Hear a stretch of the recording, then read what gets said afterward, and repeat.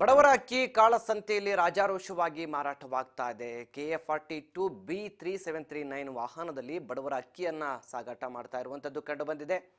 ರಾಮನಗರದಲ್ಲಿ ಪಡಿತರ ಚೀಟಿಯಲ್ಲಿ ನೀಡಬೇಕಾದ ಅಕ್ಕಿ ಕಾಳಸಂತೆಗೆ ಹೋಗ್ತಾ ಇರುವ ಜಾಲ ಪತ್ತೆ ಆಗಿದೆ.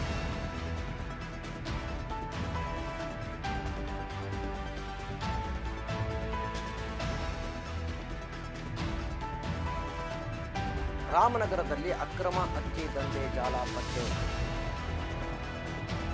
ರಾಮನಗರ ತಾಲೂಕಿನ ನಾಗೋಹಳ್ಳಿ ಬಳಿ ವಾಹನದಲ್ಲಿ ಕಂಡುಬಂತು ಮೂಟೆ ಮೂಟೆ ಪಡಿತರ ಅಕ್ಕಿ.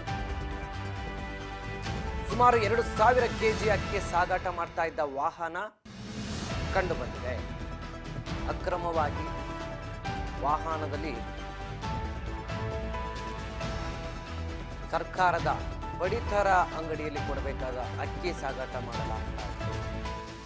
ಆ ವಾಹನವನ್ನು ಕೂಡಲೇ ತಡೆದು ಅಕ್ರಮ ಸಾಗಾಟದ ಬಗ್ಗೆ 3,000 ಕೆಜಿಯಷ್ಟು ಅಕ್ಕಿ ರೆಡಿ ಇದೆ. ಒಂದಷ್ಟು ಧ್ವನಿಯನ್ನ ಎತ್ತಿದೆ ಕರುನಾಡು ಸೇನೆ ಸಂಘಟನೆ.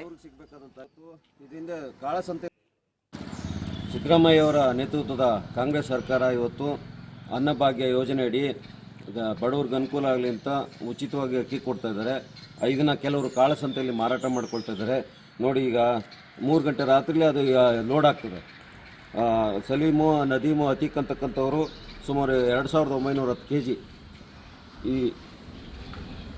ಈ ಗಾಡೀಲಿರ್ತಕ್ಕಂಥದ್ದು ಸುಮಾರು 2,910 ಕೆಜಿ ಅಕ್ಕಿ ಕಾಳಸಂತೆಯಲ್ಲಿ ಮಾರಾಟ ಆಗ್ತಾಯಿದೆ. ಇದೆಲ್ಲ ಒಂದು ದೊಡ್ಡ ಮಟ್ಟದ ಜಾಲ.